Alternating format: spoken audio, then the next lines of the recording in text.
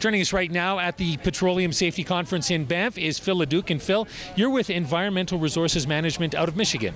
Actually, we're headquartered in London, England, but my office is in Holland, Michigan. Okay. Tell us a little bit about what you do. What I do is I take a big picture approach to worker safety.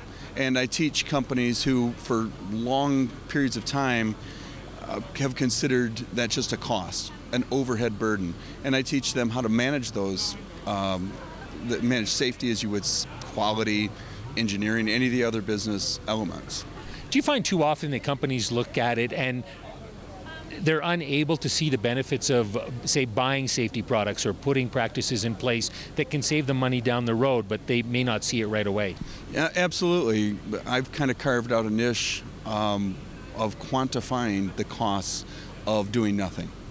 It costs a lot to hurt workers, but because it's been put in that kind of overhead bin, many cases the workers' comp people don't talk to the operations folks, so it becomes this shadowy number. But if you can take that, put it in front of the leadership and say, this is what it's costing us, this is what we're risking, and this is what it's going to cost to change that situation, they come around. But there's still a lot of old school companies out there that say, nah, that's just something we're going to have to live with. It's cost of doing business. Now, you came out with 10 resolutions for 2013. Tell us a little bit about that. Well, I initially resisted the idea of having the annual, I write about 16,000 words a month for publication, and I wanted to resist the temptation of, here are your New Year's resolutions. But when I took a look at the state of safety, and really gave some consideration, I thought there are some things that we should really make a concerted effort to change. It just happened to be around that time, so I buckled under to the cliche and decided to do that. So we don't have time to go through all 10 of them, but if you were to pick a couple of key ones that you think are important, what would they be?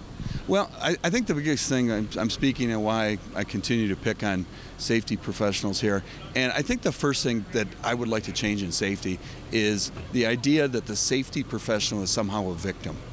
I hear too often, I make these suggestions and upper management doesn't do this or leadership won't listen.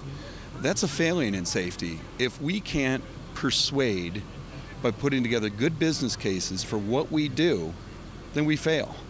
And so stop the whining, stop the complaining, stop saying this is someone else's fault.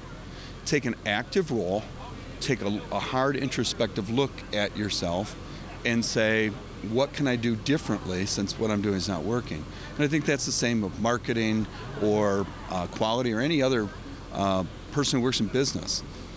You put together a business case and you try to be as persuasive. You sell that, because if you don't, you're not going to get what you want. So I think that would be the change. Phil, thank you very much for your time. Thank you for having me. I appreciate it. All right, we've been chatting with Phil LeDuc from Environmental Resources Management right here on Can I Media in Banff.